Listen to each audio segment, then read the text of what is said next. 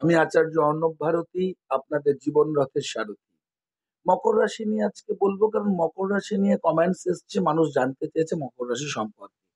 ২০২৪ কেমন গেছে তার একটু আভাস দিয়ে যাই। ২০২৪ মকর রাশির প্রথম দিকটা একটু ঝামেলা ঝঞ্ঝাটপূর্ণ এবং টেনশনে গেছে।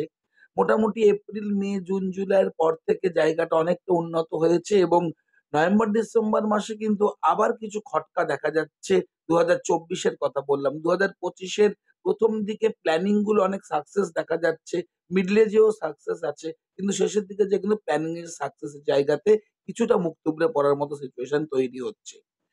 আমি লাইভে আসবো অ্যাস্ট্রোলজি নিয়ে ইউটিউবে।